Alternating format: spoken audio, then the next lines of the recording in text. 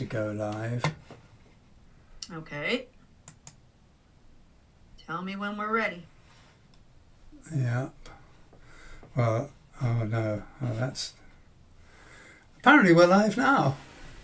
Oh, well. Okay. Hello, everyone. I think I clicked the wrong thing at the wrong moment there. So give me a little minute to see where we are here. Go live. Okay. Yes, we are. Okay. We're live. Perfect. And it's Friday, June 3rd. It's June, John.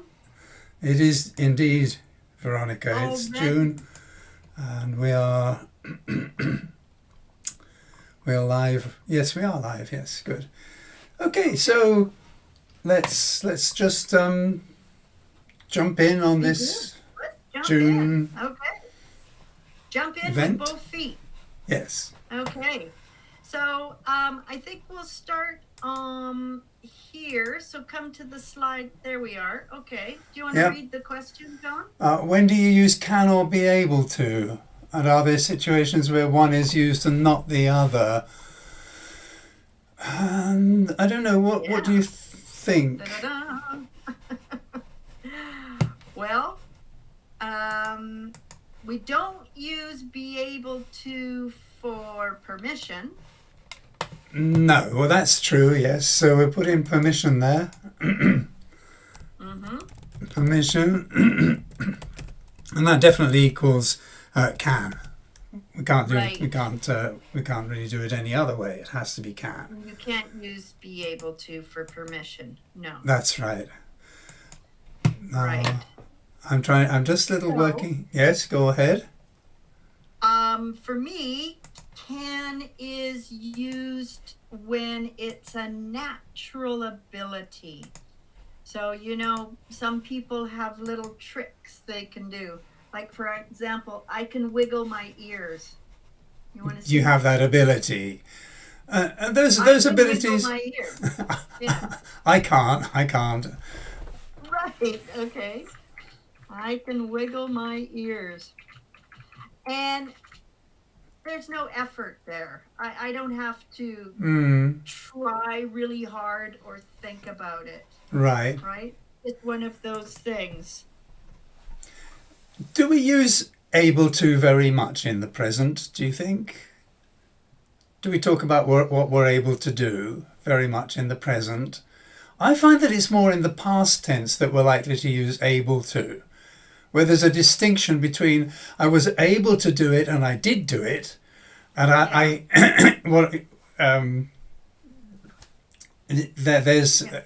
for example, I took some medicine, so I was able to sleep last night. And it means so you would start by saying, "Oh, I couldn't sleep, so I took some medicine, and then I was able." Then I was able to. That's right. So we've got this ability in the past where you actually did it. Yes. And of course, we've got a very similar construction. Like I took some medicine so I could sleep last night, meaning the reason I took the medicine was so I could sleep last night. So, okay. But we don't know whether you did sleep or not. Right. Maybe we can get a few ideas here for when we definitely use can and when we definitely use to be able. Okay. Right. So this to me is like something we say second nature. Maybe not all of our listeners know what second nature means, but that, you know, is like me wiggling my ears. It's second. It's an ability that you've got, yeah. And for example, my daughter, okay, she can speak French. That should have a capital F. That she has absolutely no difficulty. It doesn't require any effort. Whereas if I want to speak French, it requires a lot of effort. So I would say, well, yeah, if I really try, I'm able to speak French, but that's really hard. Do you think? Yes, I get the Yeah. idea. If we say able to, it means that in the present tense, it means that it tends to mean that it was a little bit difficult to do it. And we quite Mm-hmm. often say, I'm not able to, in the negative. It's just, Yeah. I don't have the ability to do that. Right. I can't help you is very often means I don't want to help you, whereas I'm not able to help you really means I don't have I'm that doing. ability. Yeah. Yeah. Yeah. Okay. So let's move on to the past then, okay? Because I Yes. think there's more of a difference there. So Now, now we say could versus was or were able to, right? So I suppose, yeah. I'd like people to notice this link, and Okay. I can put that in the chat. It might be helpful for Yeah. people because I have Okay. got a video on this subject You where we're do. talking You've about got the a really past. good video, John. I really like that video. I think it explains it quite well. And there you start talking about this one-off. One-off ability. So we tend to use was able to do something for one-off ability in the past, but we're very often using one-off ability it doesn't really apply when we're talking to things like what I could smell or what I could taste, things that we passively experience through the senses. We don't need was able in those cases. No, well, yeah, the smell comes to you. There's no effort on your part. It's a passive thing, like you say. And we Right. also use could for general ability in the past. So when I was a much younger man, I could swim 2 or 3 miles without much effort. I could do it. I had that general ability to do it. How many miles could you swim? I couldn't say for sure, but I remember being in Corsica and swimming right out into the middle of the bay between about halfway to Ajaccio, and I think it's probably about 10 miles across by Wow. boat. So Okay. I would get pretty close to the middle before swinging back. Now So imagine you were in a boat. So you have that ability. Oh, I could swim 10 miles. yeah, I could And do then it. one Yes. day you're in a boat and it capsizes, unfortunately. Right. You have to swim to the island. You'd say, whew, I was able to swim to the I island. was able Because to that do it. doesn't happen every day. It's a That's a one-off thing. one-off. Yeah. So the one-off Right. was able to, and the general ability, what I could do. So, and then also these passive experiences like smell, taste, and so on. Mm-hmm. Oops, So somehow. during COVID, a lot of people lost their sense of smell. Mm-hmm. So they couldn't smell. That's right. And they Not they couldn't. weren't, yeah. I'd say they couldn't smell in general, but they also couldn't smell on specific occasions. When they walked past the coffee shop, they couldn't smell the aroma of coffee, Right, and so on. right. So, but that's not a one-off. Well, no, that is a one-off. I couldn't smell the coffee when I walked past the coffee shop, and if I could smell it, again, it would be a one-off. It would only be during that moment. So those kinds of passive experiences, even if they're one-off, we can use could, but Otherwise, we normally use could for general ability in the past. What I could do when I was younger, or something like that. Yeah. So I think really I don't notice many students having problems with this too much in the present, but more with the past. So I suggest to all of you people listening, go to John's video, have a listen, and I think you might have a better chance at it after that. Yes, see if you've still got problems, and All just right. put your questions in the comments. Now we've got a question here from Tio Asang asking about in the live stream chat, asking about I'm sometimes cooking in the afternoons and I sometimes cook in the afternoons. Okay. All right. So follow me, John. Sure. I sometimes cook and I am sometimes cooking. All Okay. right. I would say the simple form is the default. Yeah. It's the one that we normally use. Default is normal, standard, what is most frequent, what native speakers tend to say in normal situations.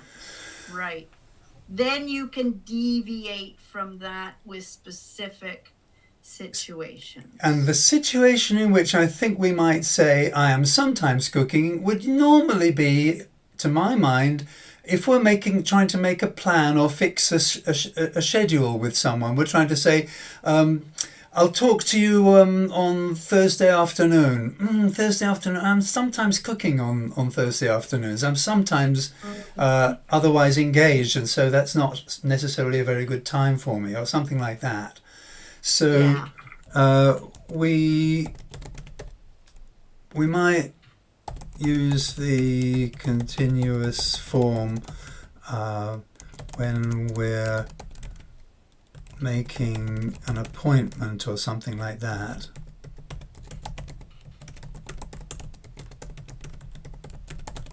We're trying to arrange a meeting, we're trying to fix up a time that's suitable for both of us. And what about Thursday afternoon? Well, I'm sometimes cooking on Thursday afternoon. So exactly as you put there, let's try Friday. Something like that. I'm just going to have one quick question. It's not about the same thing, but I don't know if I'd say sometimes. I'd say usually or I'm often. cooking. I'm usually doing that. Yeah. I just don't think I would say sometimes there. Sometimes is a funny frequency adverb. We might want to talk about that another day. Yeah. But let's just put often or usually. I think that's what most people would say. Okay. It's more likely, isn't it? Yeah. Yeah.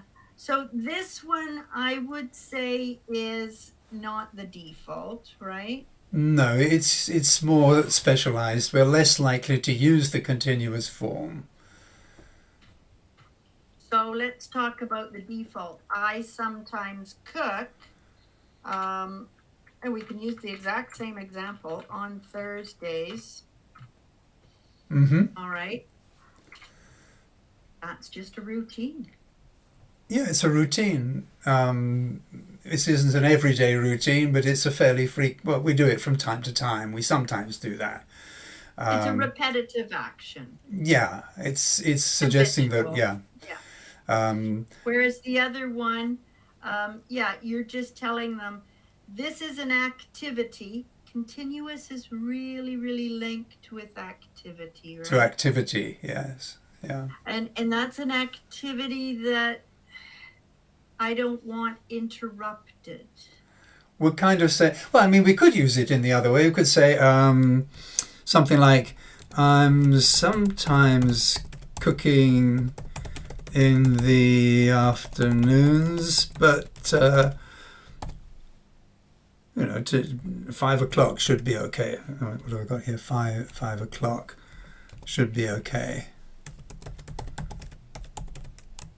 Okay, when we're arranging a meeting or we're arranging some kind of appointment with somebody, that's the sort of situation when you might use it.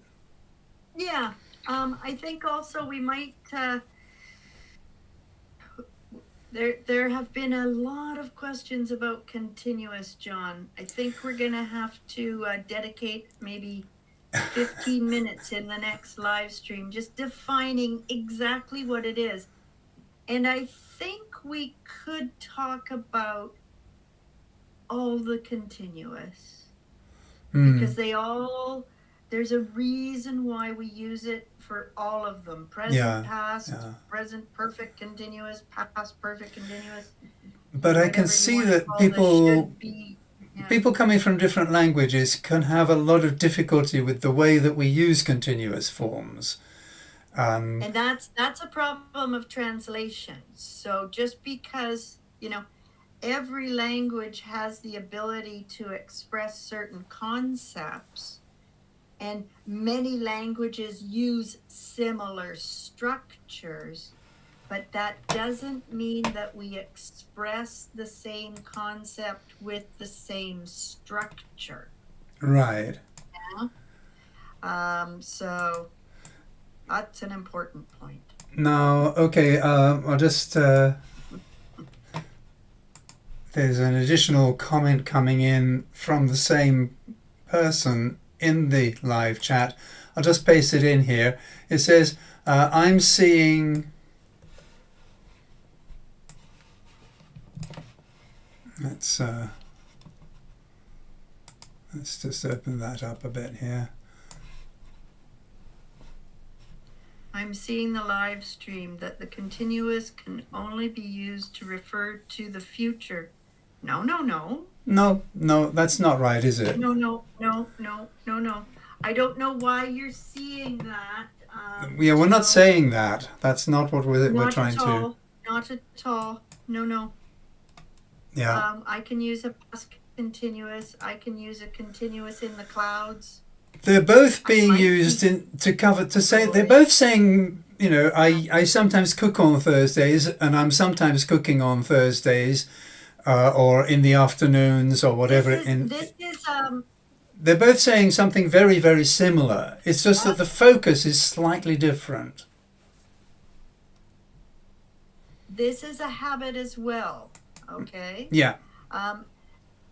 What's making it a habit more than anything is probably the frequency adverb. What we've done with the continuous now here on the I'm often cooking on Thursday afternoons, you'll have to call me another day. We've just put a limit, a border around our time frame. Yes. So that period of time, you might interrupt me. Whereas I sometimes cook on Thursdays. It's just general and open, and I have... Yeah. Another thing, too, we could say about continuous is there's attitude there. Whereas with the simple, there's no attitude expressed. Yeah. It's factual. It's just a fact. This is the way it is. Yeah. And you can see that quite clearly in the present continuous when we use it with a frequency adverb to say that some behavior is annoying you. Peter is always phoning us during dinner time. Yes. Okay, so that's definitely attitude. Okay. So yeah, I think we'll go on, John, and sure. Definitely John and I will consider spending 15 minutes or so discussing the continuous in the next live stream. We'll try to get concrete answers for you. Try. It seems to be very, very complex. We will. It seems to be very complex. But the range of questions that people have about this, it's obviously different languages have very, very different usage when it comes to continuous forms. I mean, I think we're probably all familiar with the Indian speaker of English who will continually use, who will, I am thinking this, and I am, rather than I think, they say I am thinking, and we just wouldn't say that in English. No, but the speaker who does that is using a form in their language that is continuous. But it's like I was saying before, we can all express the same concepts. We're all human beings. But perhaps English expresses concept Y in the continuous, and French expresses concept Y in a perfect, and perhaps the Chinese express concept Y only with adverbs, and some other language might use a different mood, So if you say the continuous, if they ever are the same with the same expression in two languages, I would say that's more of a coincidence than anything else. Yeah. Yeah. But we'll come back to that. All right, here we go for our next question. Let's move on. Why do you Yes. say there are four of us and not we are four? Well, we can say we are four. It's just that sounds a little bit stiff and unnatural. And there is actually quite a well-known poem by William Wordsworth called We Are Seven. Not one of his better ones. Not one of his better poems, no. No. It's But here it is. and it's a title, right? It's a title. It is actually the title of the poem, yes, yes. And titles are emphatic. But the speaker inside the poem also says we are seven. The poet is talking to a little girl and saying, how many brothers and sisters do you have? And the little girl is saying, well, we are seven. And she explains where the others are, and one of them is lying under the ground. So one of them is dead, that's right. yes, and one of them is dead. Two of us at Conway dwell, two are gone to sea, and one of them is in the churchyard laid, dead. So Wordsworth has a poem, We Are Seven. And the little girl just doesn't get the idea. The adult is trying to say, well, in that case, you're only six. There are only six of you. And the little girl just keeps looking at uncomprehendingly, saying, no, we are seven. It's just that one of us is lying in the churchyard. Two of the others are in Conway, and one of them's here, and one of them's there, and one of them is in the churchyard. Yes. She doesn't accept the idea that one of them is dead. Another thing I would say is that there are four of us is a frequently used phrase, right?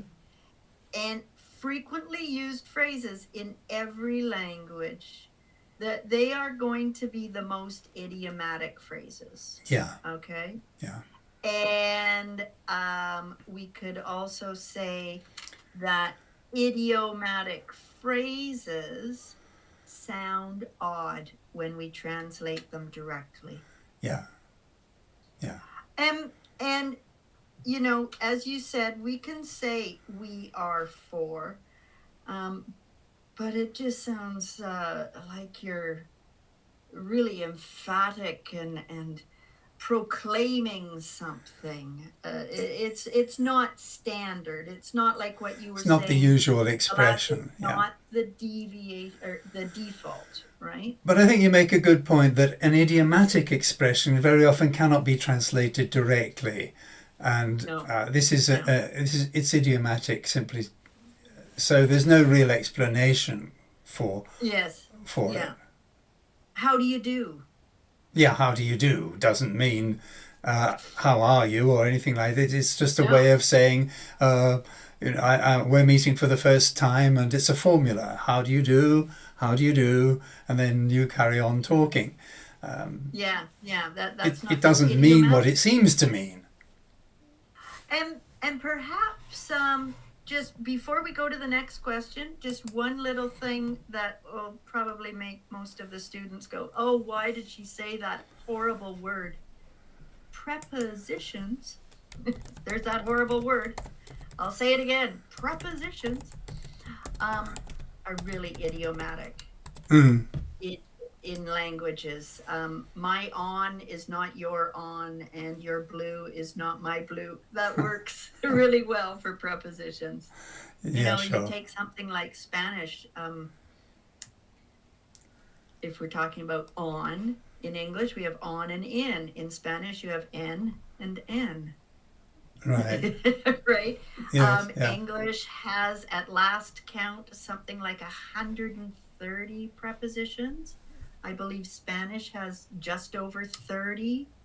I Does think it have that French many? has Spanish has 40, very few prepositions compared to very English. Yeah. few. Yeah. I think French has like 42 or Right. something. German, I believe, has 80.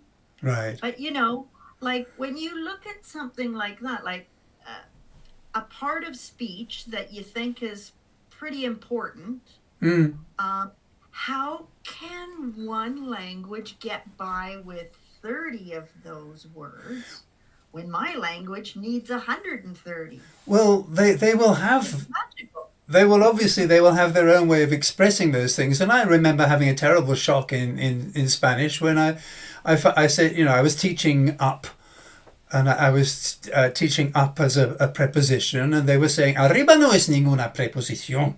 Yeah, it's a Up verb. is not a Come no, on. no, it's not. It's an adverb. It's adverbial. You see, Oh, so okay. we can Right. say go up to go up the street.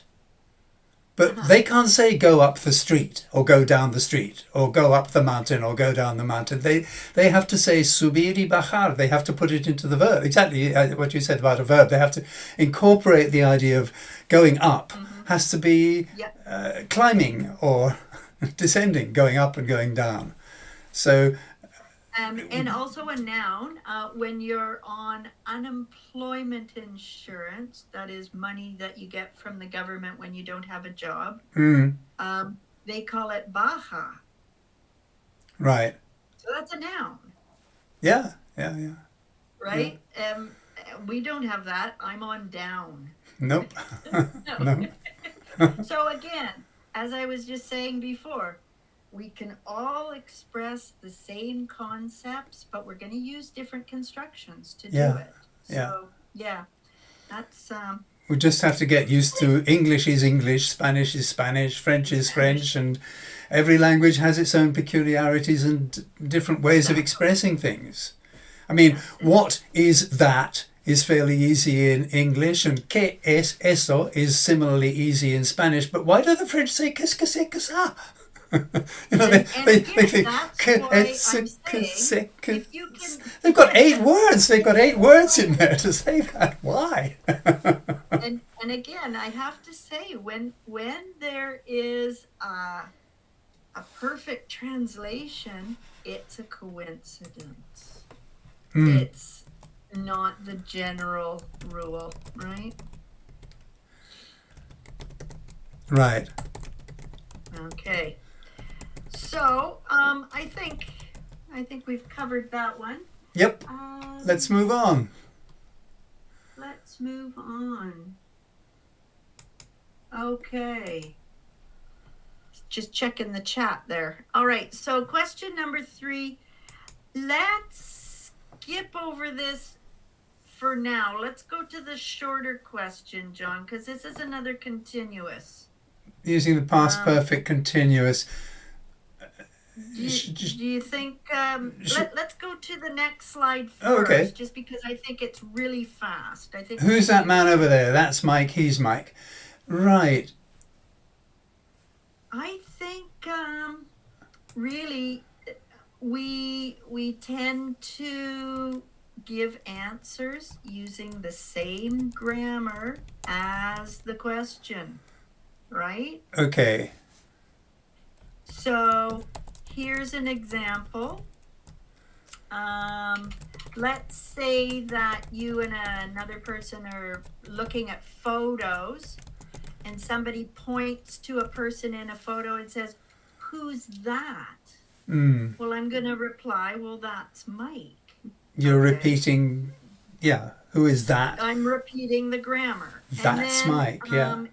If we are at a big function or a party or something, and I whisper, "Hey, John, do you see that man over there? Who is he?"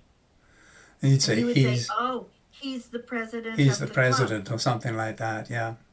So firstly, we're going to use the same grammar that was used in the question.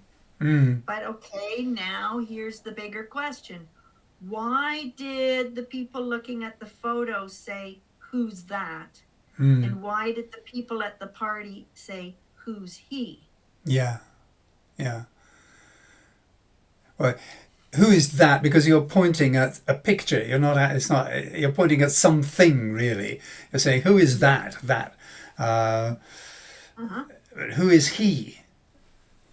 He's a person who's standing there. But of course you could, it doesn't have to be like that. You could say, who's he looking at the photo? And you could say, who's that when it comes to the person in front of you, because I mean, these are interchangeable. It's just that more of a tendency to do it that way. Yeah. Okay. Also, another thing about this is when we're talking about other people that aren't present, we generally use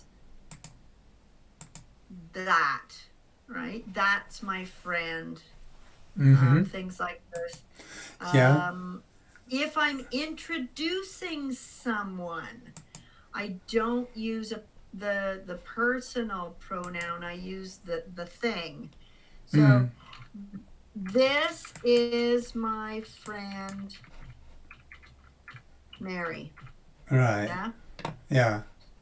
Why did I say this and not she? Yeah. I wonder, is that because I don't know if it has anything to do with not using pronouns when the person is present. There could be some of that. Is that connected? Maybe? There could be some of that. It does seem a bit rude somehow to use. She's Mary. It's like I'm ignoring Mary. Yeah. Whereas this is Mary. I don't know. I'm including her somehow. Yes. Especially that seems to be the case when we're saying he, she. Who's she? The cat's mother, we say, is meaning you're talking about that person as if that person isn't really a person. Sorry, I'm having a bit of trouble with my camera here. I'll just okay. I'll just revert to the yeah. Sorry. So now I would say, John. I could talk to the people watching and say, John is having some problems with his camera. I wouldn't say he, because now I'm ignoring you. Yeah, well, I mean, it's not that big a deal. You could, I suppose, No. if you kept on saying he rather than using the name, it sounds a little bit, impersonal, perhaps. But Right. I don't think there's a very strong. I mean, I don't think there's a very strong rule here, or some prohibition on saying, No. Who's that man over there? He's Mike. I probably wouldn't say it myself, but I don't see that it's. It's not super bad. I don't think it's a really significant error. Okay. So I think that's it for the shortish questions, John. Yeah. Now we've got these big ideas about, continuous and things like that. Yeah, let's start on this one. Mm-hmm. So the person says, now it's kind of long, so let's see if I can parse this a bit. Can we use the past perfect continuous, okay, to indicate that the activity stopped some days, months, or years earlier before another event happened? So I'm going to assume that, so I had been teaching, and now we want the time for 3 years when I started learning Spanish. Now, what's happening there? Can we say that this activity, the teaching English, stopped a long time before you started learning Spanish?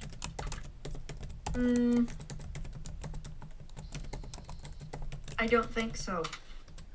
It's not usual, is it? Say it has to be, it doesn't have to be immediate, but it seems a consecutive thing. It's a story. First I taught English, then I learned Spanish.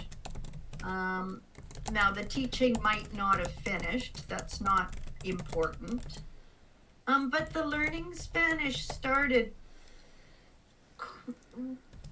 logically, realistically soon after the 3-year period was finished, wouldn't you say? Mm-hmm.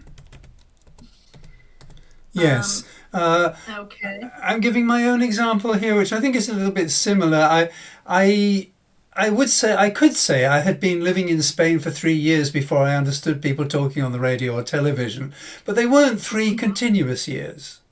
I was in Spain for 9 months in 1972, 6 months in 1974 to 5, and so on. So if you added it all up, it would be about 3 years of living in Spain. Right. Now, and I could say I had been living in Spain for 3 years. John, but I wouldn't assume that. Of course, exactly. This is a point I was going to go on to make, that the continuous wouldn't in itself would not give that information. I mean, I could say it, but I would then have to explain. Okay, so I could use the continuous, but I would have to explain exactly what I meant in this case. I'd have to say that, because that would not be information that the continuous would in itself express. The continuous form would not give that impression. In fact, most people will probably assume the opposite. They think that I've been living continuously in Spain for 3 years. Yeah. If from this sentence, I have been living in Spain for 3 years before I understood people talking on the radio or television, they would assume that that was continuous time starting 3 years earlier. So, right. But I could still say it like that, but I would then have to specify that these were actually not 3 continuous years. So it was bits and pieces here and there. I would probably say I had been teaching English on and off. Yes. Exactly. For 3 years when the lights went on. Right. And I suddenly, understood something. That would be the economical way to do it. Yes. Yeah. Okay, but the continuous doesn't tell us that at all. If you take out the on and off, the assumption people would have would be, oh, that was 3 continuous years, and you'd then have to explain, well, actually it wasn't continuous, it was in bits and pieces here and there. You'd have to explain that, yeah. You would have to do that. Yeah. Um, So I think we answered that. Let me just see if it's finished here. Let's say started, and that means so the activity. Yeah, I think we've covered that one. Okay. yep, I've Oops, just taken out what you put in there that's okay. unwittingly. There it is, Control it's back 7. again. My best friend, Control 7. There it is, it's back again. Okay, Okay, perfect. good. Let's move on And then. okay, here's another. I'm not sure. No, well, yeah, okay. This one, John, I don't understand the question well because they seem confused with their example here. So they Uh-huh. say, I got confused because, now hang on, what does it say there? So we use the past simple and there's no need in the past continuous. Okay. I got confused because how we would say, I read that book for 20 minutes. Yeah, so, okay, let's start with that, the simple, Right. okay? I read the book for 20 minutes. That's fine. Nothing wrong with that. Okay. Now, if we look at mhm. if we look at the other option here of saying I read the book in 20 minutes, that Oh means you're a yeah, very okay. fast reader. Right. Okay, so that's good there. For means a block of time, and in has the sense of a finished, Completing, that's right. Yes, yeah. completing it, Right. completed time. Or Yeah. not completed time, sorry. Completed Completed action. activity. Maybe. Yeah. Yeah. Certainly It's when so it comes to hard the to verb read. define. Yeah. Yeah. There are some verbs that you can't use in that completive, what's the word there, that sense of completion. For example, I studied the book for 20 minutes. You couldn't say I studied the book in 20 minutes. You couldn't say that, you see. Study is an ongoing thing. Study's never finished. Read has the possibility of finishing, Mm-hmm. of completion. Well, this is a really good point that I've been thinking about trying to instill in students, that the meaning of the verb itself can sometimes stop it from being able to be used in a certain construction, because Good. if a construction has a definition, for example, completed time or something like that, then a verb that is never complete can't be used that way. Yeah? That's right. So semantic restraints, that's a good way to say that. Actually, rather than restraints, I meant to say constraints. That's the word that's a little bit technical, but Yeah. a semantic constraint means that Limits. the meaning of the word means that we can't use it in that particular way. Mm-hmm. Not because of the grammar, but because there's a semantic constraint. The meaning of the word. You could say he eats breakfast often, but you can't say he dies often. Okay, I mean it's just Right. Okay. Yeah. Exactly. So Dying is something you can only do once. Right. So right. that's what I mean in a general sense by semantic constraints. And to read something can have the sense of completing, finishing reading it. I read that book means I finished reading that book. Right. But if you say I read that book for 20 minutes, it doesn't mean that you finished it. So the potential for meaning that I finished it depends on there not being a time frame, like for 20 minutes or something like that. Yeah. Yeah. I've got a few examples here of using for 20 minutes, okay, Right, with different aspects. So right. let's see if you agree with some of my ideas here, John. So I've got a simple aspect. I read a book for 20 minutes, Mm-hmm. and I've said that that's a fact. Sure. Then I was reading for 20 minutes.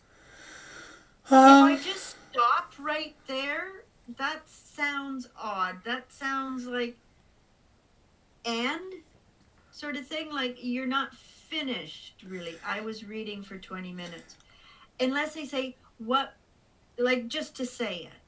Okay, I could answer the question. yeah. What have you been doing? Well, even then I'd say I've been reading. But if somebody said, "What were you doing yesterday afternoon?" I was Well, reading. hang on, because yeah. I was reading. That would be fine. Okay, so there. Where did I read this? I didn't write that. Okay, I was reading for 20 minutes. That's fine. Yesterday afternoon. Right. Okay, so that to me is another thing that hopefully we'll have time to look at. Another part of the past continuous. You can use it with a special time. So the thing is, you can't stop it there. No. You need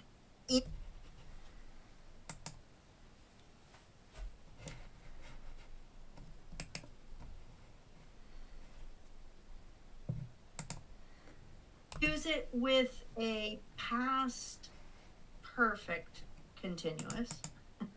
Right. And this is narrating a storyline, okay? I had been reading for 20 minutes when Sally came home. Yes. Suddenly, yeah, okay? And simple present perfect, which would be I've read for 20 minutes. Mm-hmm. This gives me some kind of result. I'm finishing a to-do list, something like that, yeah? Yes. Yeah. And I think Okay. these are the sorts of issues like what happened while something else happened, and what was happening while something else was happening, or what was happening while something else happened, and you've got all of these different possible options between the simple and the continuous. And I think there's also the issue with certain verbs like read or learn. Okay, if you say I learned English, you can say I learned English in 5 years, but you can't. You can't say I learned English in 20 minutes. Well, unless you're very very fast learner.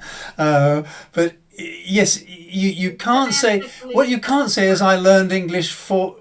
Now, can you say I learned English for 5 years? You'd be much more likely to say I studied English for 5 years. Not that I learned English for 5 years. I learned English when I was 10. You I learn English at a particular time. when Yes. I was living in Bermuda. You wouldn't normally use it with English a specific time. I think we've got this kind of difference, and it's just occurred to me actually while we're talking. We've got this kind of difference going on with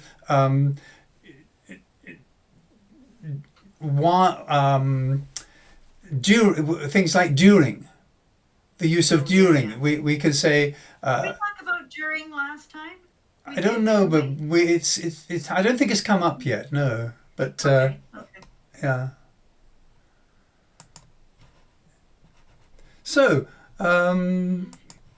Yeah. what are we going to do here? Have we got? Now we've got one more here. So let's come. Just follow me, John. And this one, if you come up, yeah, there. Oh yes, So resemble the and person was understand asking used in about the resemble and understand. They said they're not used in the present continuous form. How about the following examples? The baby's resembling his mother more and more. So I understand what the person wants to say. yeah. They want a continuous for these days, but we've got a quick fix for this. Okay, and yeah, the quick fix for those kinds of verbs is beginning or starting. Yeah, beginning to So understand, starting to understand. That would, baby is starting yeah, that would to make more look sense. like his mother. So it's not really the look like that is continuous. It's the starting that's continuous. Right, right. It's a process, and we get the idea that in 6 months we won't say that anymore. We'll say the baby looks like his mother. Yeah, yeah. I mean, Because with the continuous, you need some kind of beginning and ending, and you also need duration, right? right. So the starting and the beginning just fix that up real nicely. So we don't have to worry about all these stative verbs that, give us headaches. You can't use that. Okay. I mean, I kind of imagine a native speaker saying the baby's resembling his mother more and more, but I think that they're more likely to say the baby's starting to resemble, as you suggest, and they've been understanding each other better, or no, they're getting to understand each other better, or something like that. So you've got Right. starting to, or yeah, you've put. You've got this here, but I think we could say something like, yes, starting to resemble, Oh yes, I said look like instead of resemble. getting There's another to thing too. understand. Um, These are more natural, I think. yeah.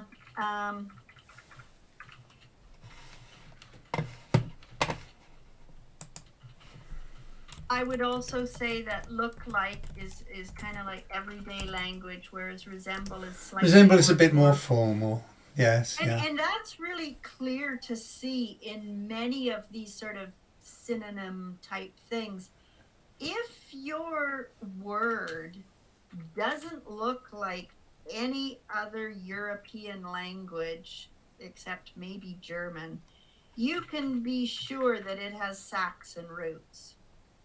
If your verb or word looks like a Spanish word or an Italian word or a French word, then it's going to have Latin roots.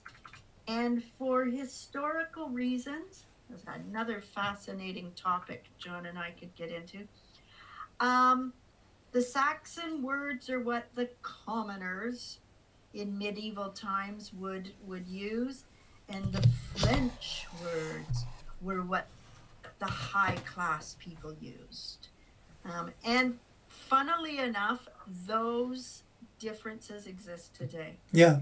And it's slightly more formal to use the Frenchish sounding word than that plain old meat and potatoes Saxon word. Yeah. Yeah.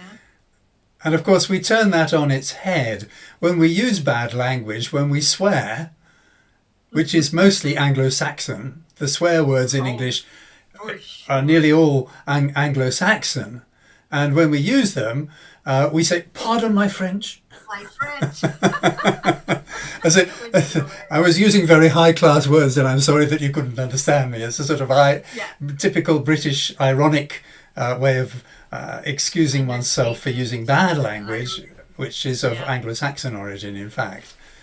But yes, if we go to a restaurant, we call it a restaurant, but it's a French word, isn't it? And I'm going to order the pork or the beef. Well, the pork and the beef, yes.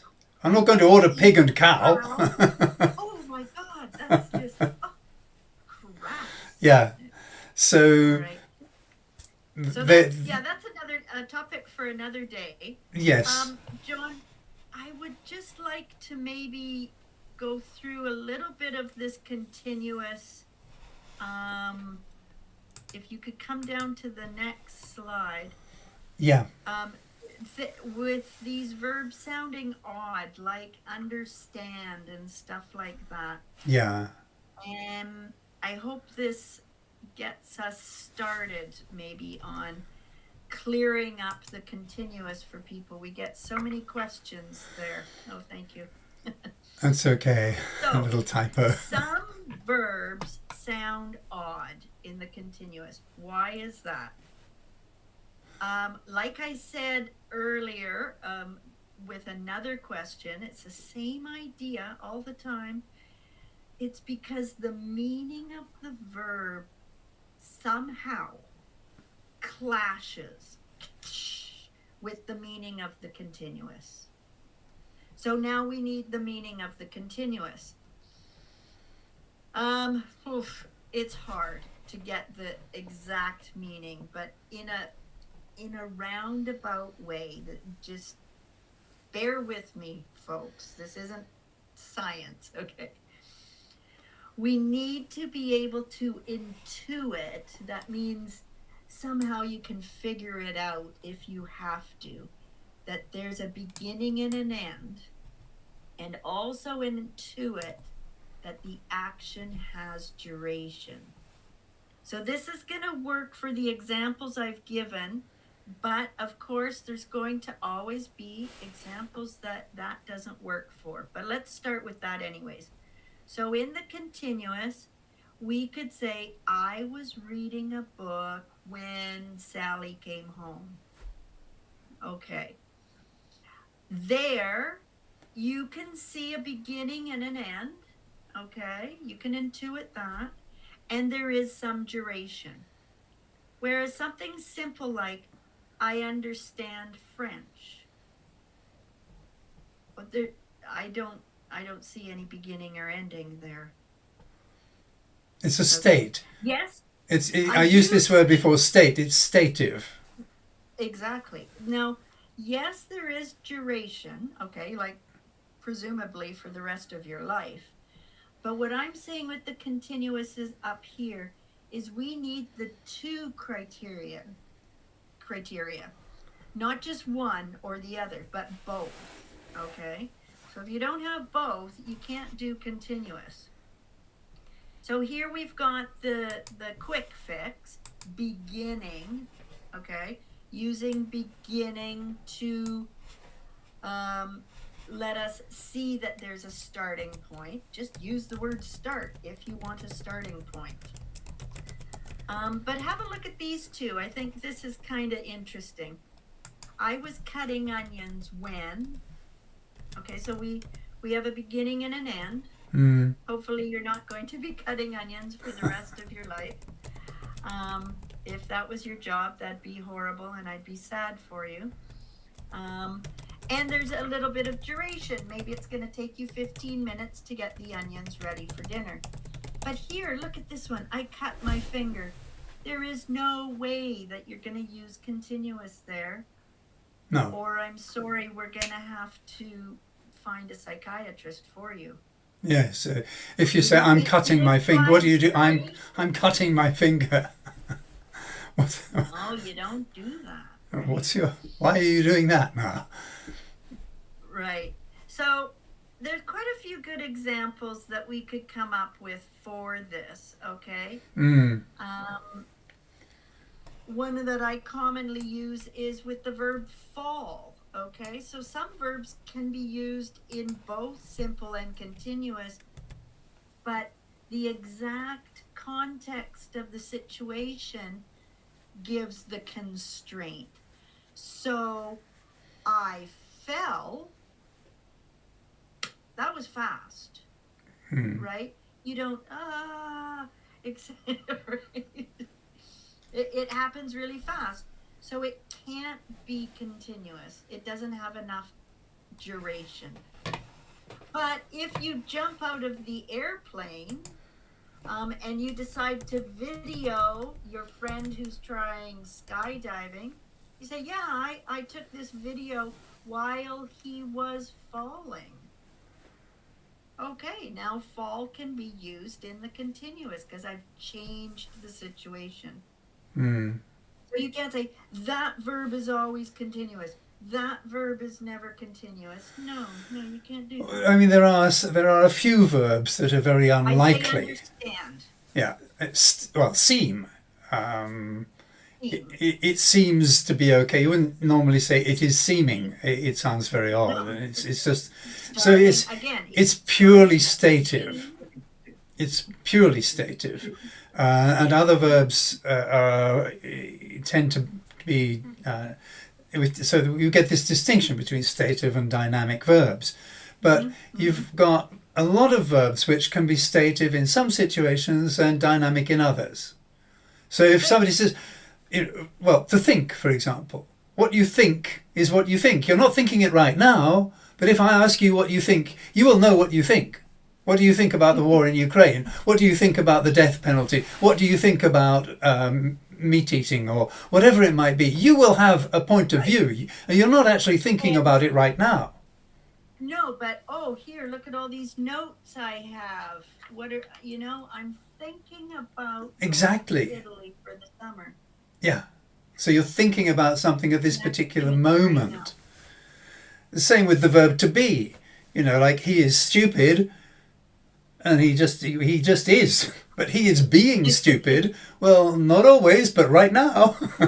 It's a temporary situation. Yeah. So I think the words there are stative and dynamic, and if you Google them, you'll find lots of websites that talk about this, and it's not a big problem. I mean, we have problems with some of the questions that we raise in that you can Google it up and get a lot of bad information. There is a lot of bad information out there online. But this issue of stative and dynamic verbs is fairly clear, fairly straightforward, and I think you can Google that one up without too much difficulty. The caveat I would give is if you see anything that says always or never, be careful. Close that website and go to another one. Yeah. You just can't say always and never in language. Very rarely, yeah.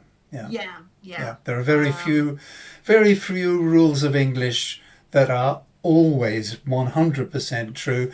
And again, that's another of the basic problems that comes up. And one of the reasons why I'm doing these live streams and doing this grammar activity online is because you tend to get explanations which lead people to think that is the only way that it can be used. For example, you've given this, I was reading a book when, and very often that will be followed by something that happens. So I was reading a book over a period of time when the telephone rang. But please, it's not the only way of using the continuous. You can say, I was reading a book when I was 5 years old. All right, or when I was, or when. Well, I was reading a book when John was watching TV. You get another example, yeah. Probably be wild, but still. Yeah. So or I was reading a book last night. Yeah, there doesn't have to be something that happens or that happened while something else was happening, but you'll find online explanations that present that as the only context. And this is the kind of oversimplification that I think works okay with lower level students, but once you get to the advanced level that some of the people who are listening tonight, intermediate, I would say, I mean, the earlier lower levels, you do really need to learn some of these standard tendencies and think about those as the way you're going to start. You know, don't limit yourself. Know that there are other ways, but you can deal with those other ways when you get to a higher level. Right now, focus on the standard tendencies. When you get to intermediate, open your mind and realize that all of those rules you learned are really just tendencies. And there are going to be many, many different kinds of situations where you're going to deviate. You're going to deviate from the normal way of speaking. Yeah. And you know yourself, how many different situations would we ever find ourselves in during our lives? And our language has to be able to express all of those different situations. So there can't be one way and only one way. It's impossible. Right. Yeah. Right. Okay. Well, I think So, we've just about finished, John, or I think perhaps we have. I think we've covered most of what we need to cover for tonight. Most of what has been asked of us. So, if there's anything that anybody wants to raise as a last-minute question, please go ahead. But otherwise, we will be wrapping this up now pretty quickly. Okay. So, looks like somebody has something about the verb get, but unfortunately, that would take us a full hour to explain. So, perhaps next time. Yeah. Okay. Yeah. So I think we'll say goodnight to people. Yeah. All right. Well, here in Europe, John, we're going to say good afternoon. Oh, yeah, sorry, I keep forgetting. And we'll say I'm going to have a bath and go to bed here in Japan, but other people are going to get started on their day. And actually, in North America, if people ever started watching there, we could say good morning to We could them. certainly say good morning to them, couldn't we? Yes. Yeah. Anyways, bye-bye, everyone. We'll say goodbye. See you next time. Bye-bye for now. Bye-bye.